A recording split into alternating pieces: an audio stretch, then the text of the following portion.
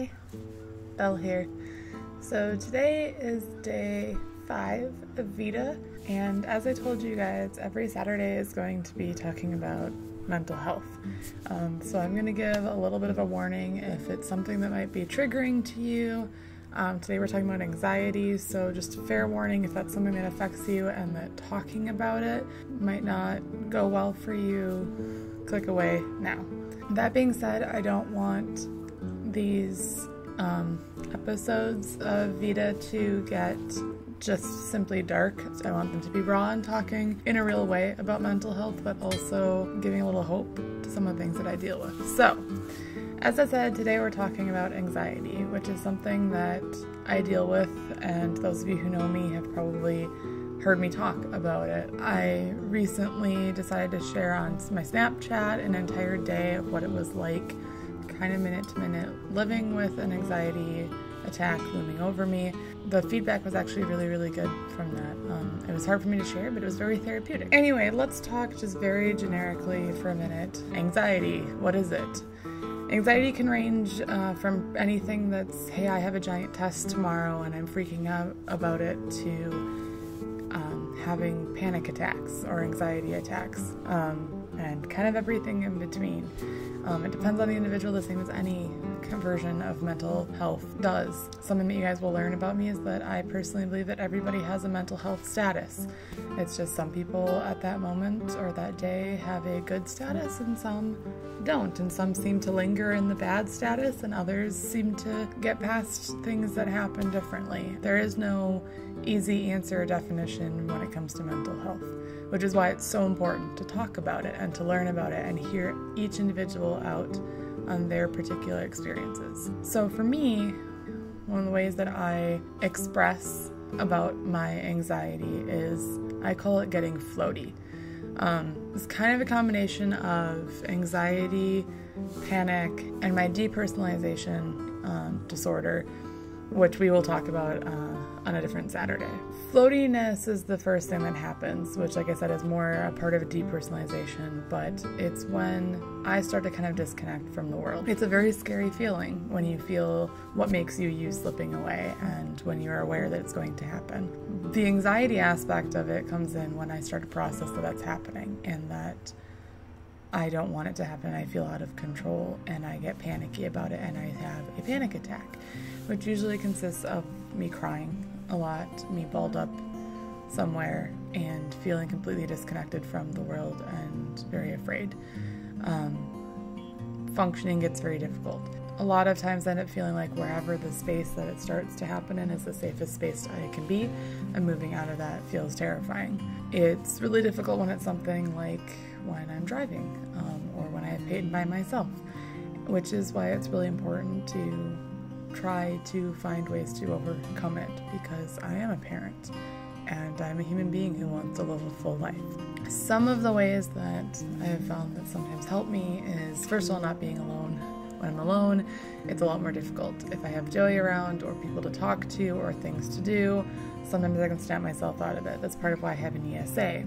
Kuma, my dog, is my emotional support animal, which if you want to know more about that, you should watch the video that I will link down in the description talking about my pets and what an ESA is and what his job is. But it's part of why I have him.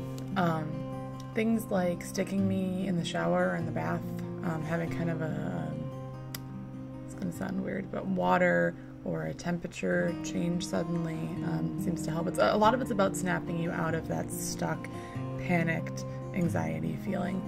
But other times it doesn't work, and there are a good number of triggers, and they range from thinking too much about when money is really tight and worried about what that's going to mean, to having a flashback, which is connected to my PTSD, which I will also talk about on a different Saturday. Sometimes just overthinking an event that's going to happen. When I went out to LA for the Destiny 2 reveal, I was super excited, but it was also the first time I'd ever traveled by myself. It was the first time I'd ever flown alone. And then you have the added anxiety of meeting people and stuff and worrying about what they're going to think about you. So that was something that was very anxiety-filled for me. There were a couple of times in the airport where I started to have an attack. But you guys, especially those on Twitter and the people in my little shy chat that I was going to be spending time with out in LA, You guys helped me a ton. It's because of you guys that I continue to share these things, because I've had a lot of feedback from people who thank me for talking openly about it because they deal with it too, and it helped them feel less alone, and in turn it helps me as well. And I think it helps the entire community of people who deal with anxiety or depression or PTSD to have more and more people speaking out about their personal experiences, so that maybe there's a little bit less stigma against it. Maybe there's a little bit less confusion about what it means to deal with mental health issues, because realistically, to some level, we all do, right? But anyway, back to anxiety. I'm so sorry, this video is kind of a mess because it's a really strange topic to talk about. Honestly, out of all of the ones that I'm going to discuss with you guys, anxiety is probably one of the most difficult for me because it's the one that I probably understand the least. When my therapist asked me what triggers it, sometimes I have an exact answer and sometimes I don't, and that's honestly one of the things that is the most frustrating about mental health, is because it's so unique to each individual. Even the professionals don't have an exact answer for everything all the time, and that's okay. It just means extra work. It means extra digging. It means being that much more open and self-aware.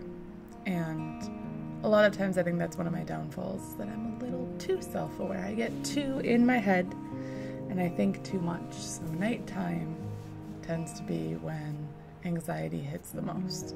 My brain doesn't know how to go to bed. It doesn't know how to shut down. It goes, oh, it's quiet time. That means it's time for me to overprocess every single thing that I possibly can. So a lot of times that's why you guys will see that I planned to have a stream and I didn't end up doing it, or I planned to be on Guardian Radio and I wasn't there.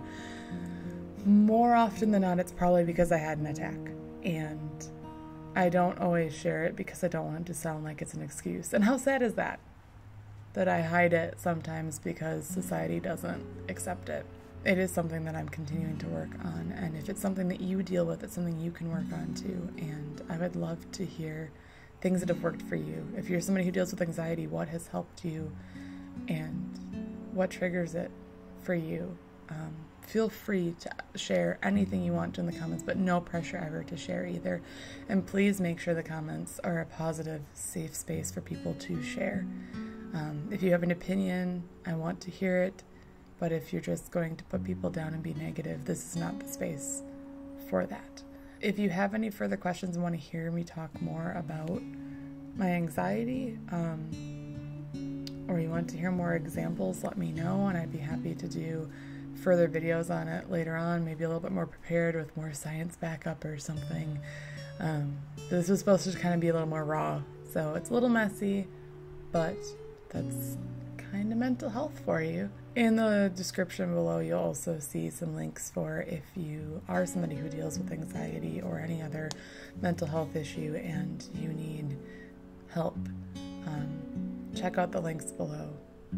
And don't ever be afraid to ask for help. This community is here for you. There are tons of people here to talk, but also there's only so much that we can do. And as scary as it can be sometimes, asking for professional help is the best answer. And I'm being really hypocritical because I haven't gone back to my therapist in a while. And I'm hoping that sharing these things with you will also push me to continue to take better and better care of myself. So, for now, this anxiety-ridden bunny has got to bounce. I'll see you tomorrow with a surprise VEDA day, because I have no idea what I'm doing it for the topic. So if you have an idea, let me know, and I would love to talk about it. And next Saturday, I'll be talking to you guys about PTSD and how what I experience as PTSD might be quite a bit different than what you're used to hearing as the definition of PTSD. But I'll see you guys tomorrow. I love you all. Bye.